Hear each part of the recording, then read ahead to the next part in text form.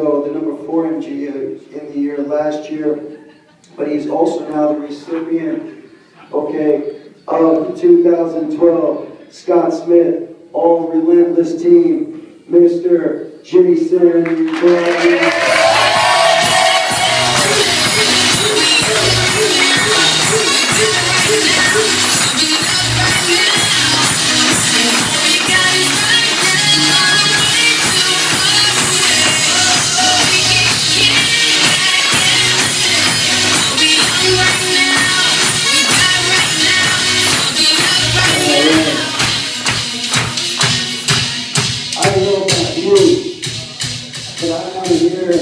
How in 5 years I got on stage twice, I got an All Relentless Team award and countless Waco Wood awards on the wall. So we're going to give a couple of minutes to Mr. Bratin to share some of those insights with us. So give it up for Mr. Jason Bratin.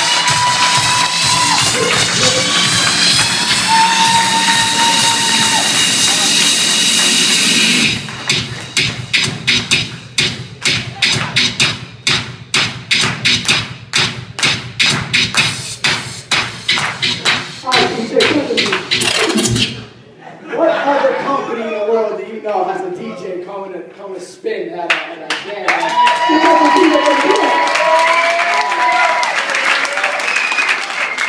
I'm going to talk about Relentless first. Theo, thank you. Without you and Lee, there is no All Relentless Team, man. You guys are the best leaders in the country. Thanks for pushing me. You know, when I got the award a couple of months ago, you know, I spoke to Scott Smith and I told him that he spelled my name wrong on the award. There was a misspell on it. He spelled it Jason Bratin, but my name is spelled B-T-E-A-M. This is a B-Team award, so give yourselves a big round of applause.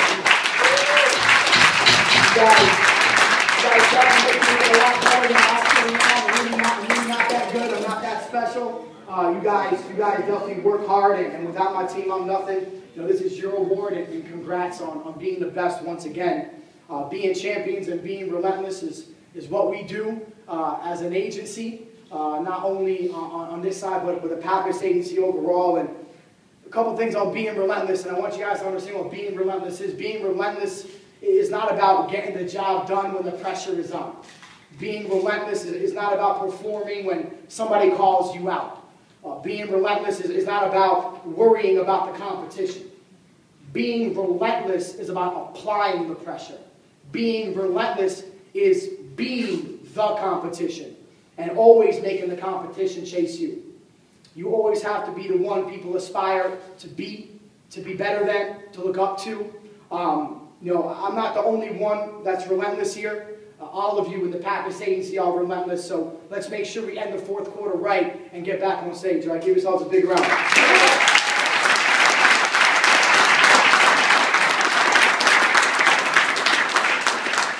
I was going to talk about the pain of discipline and the pain of disappointment, but Bridget, you know, stole my thunder. I think she looked at my notes before. I want to talk about my 5-year anniversary because I think that's a much bigger milestone, and it's a lot tougher to the last 5 years than it is to be all relentless once out of those 5. So, you know, 5 years feels like yesterday. On June 11th, 2008, I had $10 to my name, $50,000 of debt, and sitting in bumper-to-bumper traffic on the BQE on the way back from our Park Slope, Brooklyn office. And I want to, you know, while going home, you know, I had goosebumps. I was speeding in traffic. You know, I was going like 8 miles an hour in 2 mile an hour traffic. But I want to share a couple of dates with you, okay? A couple milestones, right? So June 25th, 2008, I had a 4th final interview with Theo, and Theo hired me on June 25th, 2008. On October 1st, I got my essay promotion, but October 1st is more important to me because that's the day I got over my fear of talking to LeVar Morgan. I never had a Jamaican friend in my life who was scared the hell out of me. He was a big dog on campus, so that's when I got over my fear of talking to LeVar. On August 3rd, 2008, I got my first sale. February 1st, 2011.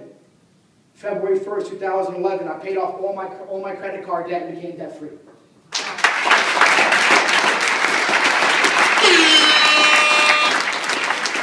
Came on board with 50 grand in debt, June 11th, 2008. February 1st, 2011, I was debt-free. On May 1st of 2013, I deposited my $1 millionth with National and American Income Life in my family.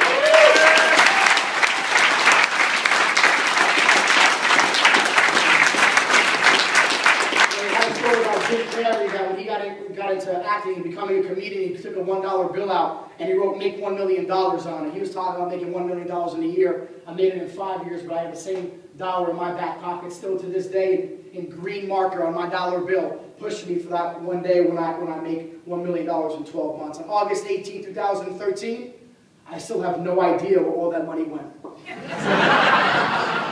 It's a recruiting. So for the rookies out there, I want you to soak in this moment, envision your future, and write out your 5-year speech today. This is the place to be, so I want to give you a little bit of advice. Okay, number one, keep drinking your H2O. H2O stands for being hungry, humble, and open to coaching. Failure isn't final, so stay hungry. Success doesn't last forever, so stay humble. And if you're not growing, you're dying, so always be open to coaching. Follow your leaders and become better in everything that you do. Improve 1% every day, so next year you're 365% better. Number two, master your mind, body, and spirit. You got to read, you got to feed your brain, you got to work out and feel good about yourself, and you got to have a relationship with God and have some faith. So if you master those three things, that's success. Money isn't success, mastering yourself is. Number three, set your vision. It must be big, exciting, and compelling. If it's not big, exciting, and compelling, your family's not going to want to follow you, your wife or husband's not going to want to stay with you, and your team's not going to be loyal to you to the end. So have a vision and never lose sight of it. Number four, have a fire inside of you. Let your haters be your motivators.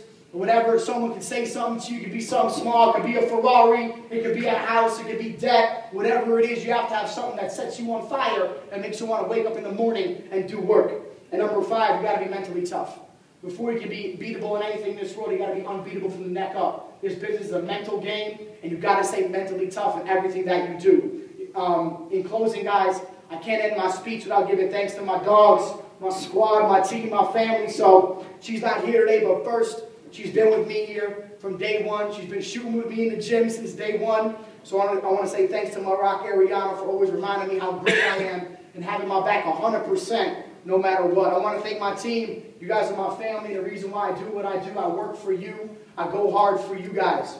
I want to thank Reynolds and Shahab, man. You guys have been holding me down so much this year. Me going back and forth with Foxborough, interviews, finals, firsts, meetings, everything from top to bottom, man. You guys are going to be killer MGAs. Make sure you rock it in 2014. And last but not least, I want to thank my competition. I want to thank my fellow MGAs. You see, without fellow MGAs in this agency or in this country, I wouldn't have anyone to talk trash to. And the thing is, what I need to understand about talking trash is this. I don't talk trash for them. I talk trash for me. You see, when you talk trash, you put more pressure on yourself to come through. Because a man is only as good as his word if it's backed up with actions. So don't take this the wrong way. Just use it to bring it for the end of the year. But I'm standing up here right now, and I'm looking around the room, and I'm just trying to figure out who's going to be second place on January 1st, 2014. See, it's good to have a little fun in competition. So here's the deal. It's like sometimes you get your little brother real excited when you play one-on-one basketball, and you let him get the lead for a little bit, and then you feel real good, and he's pumped up and fired up, and then you come back and take it from him. So, Sama, Bobby, the last 2 months were really cute, but Daddy's home.